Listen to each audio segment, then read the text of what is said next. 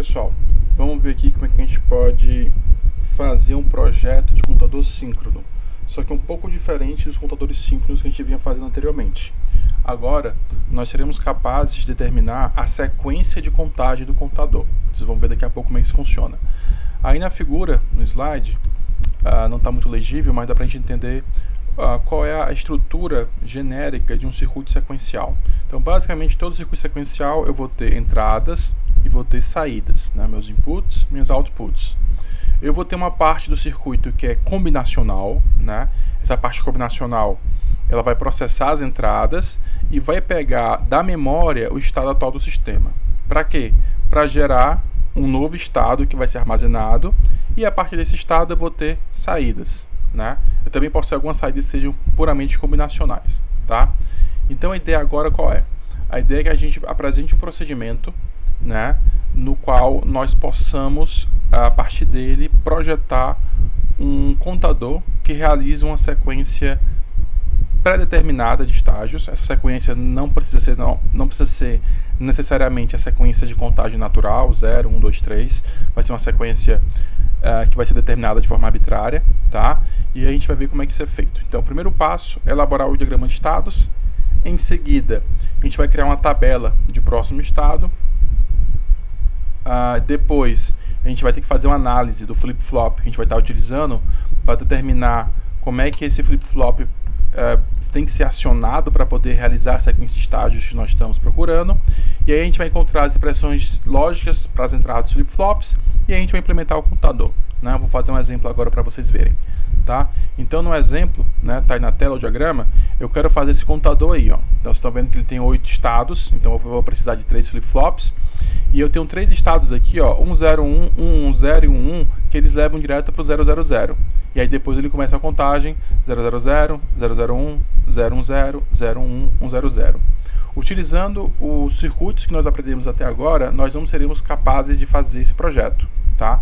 Então, para fazê-lo, a gente vai ter que utilizar algumas coisas diferentes. Então, como é que vai ser feito isso? Primeira coisa, a gente precisa criar uma tabela para representar as transições entre os estados, tá? Então, vou mudar aqui para o caderno. Tá no caderno. E a gente vai colocar essa tabelinha aqui para vocês verem, tá? Deixa eu ver aqui. Então, vou colocar aqui estado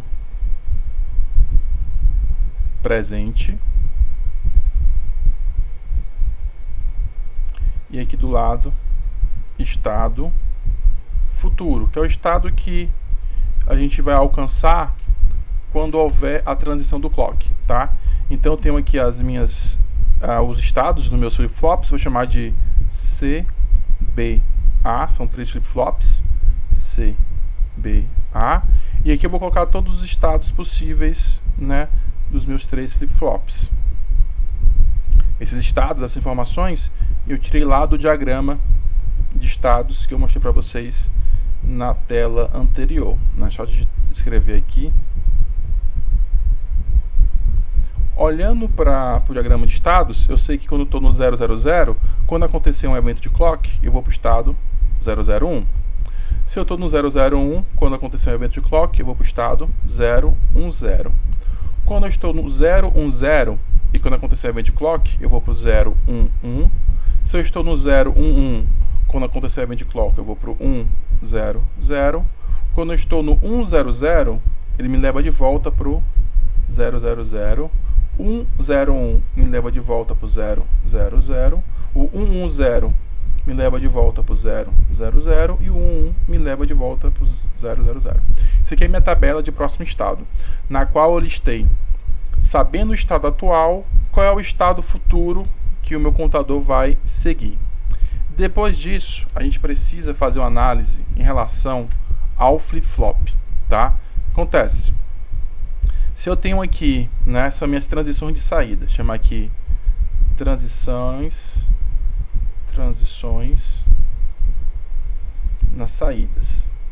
Então, por exemplo, se eu tenho o meu estado do flip-flop, chamado de Q0, ele é 0, e o Q final ele vai para 0, quais são os valores de J e K que tornam isso um verdadeiro? Ora, se eu quero que ele permaneça em 0, eu tenho dois valores possíveis. É o estado de repouso e o estado de reset. O repouso é 0, 0 e o reset é 0, 1. Como aqui ó, o K tanto faz se ele é 0 ou se ele é 1, eu vou colocar X, né? Porque tanto faz se o K ser 0. Se o J for 0, independente do K, o estado, né, essa transição aqui vai ser obedecida. Vamos ver aqui outra transição, né? Se eu estou no estado inicial 0 e eu quero que ele vá para o estado 1, tem duas formas de fazer isso. Eu posso usar o estado de set, que seria 1, 0, ou o estado de comuta, que é o 1, 1. Então, 1, 0, 1, 1, ou seja, o K tanto faz o valor, que se eu estiver no 0, quando acontecer o clock, eu vou para o 1, desde que eu obedeça a essa situação. O J em 1 e o K com qualquer valor isso vai acontecer. Se eu estou em 1 e quero ir para 0, tem duas formas de acontecer. Usando o reset, que é o 0, 1, ou usando o comuta, que é o 1, 1. Ou seja, tanto faz o valor de J, desde que o K seja 1, essa transição aqui vai acontecer. Se eu tenho 1 e quero que no estado futuro continue 1, eu tenho duas formas de fazer isso. É o estado de repouso, que é o 0, 0, e o estado de reset, que é o... de set, que é o 1, 0. Ou seja, tanto faz o valor de J, desde que o K seja igual a 0, essa transição vai acontecer. Por que é importante, né, eu saber essa tabela de transição? Porque eu vou precisar dela para poder determinar para cada flip-flop, né, quais são os valores que eles precisam ter nas entradas para que essas transições aqui ó, aconteçam. Então, por exemplo, eu vou ter que determinar o valor de JC, do KC, do JB, do KB, não vai caber aqui, né? Eu vou colocar depois em outro vídeo. Seria do JA e do KA, tá? Eu vou escrever isso aqui e a gente vê isso no próximo vídeo.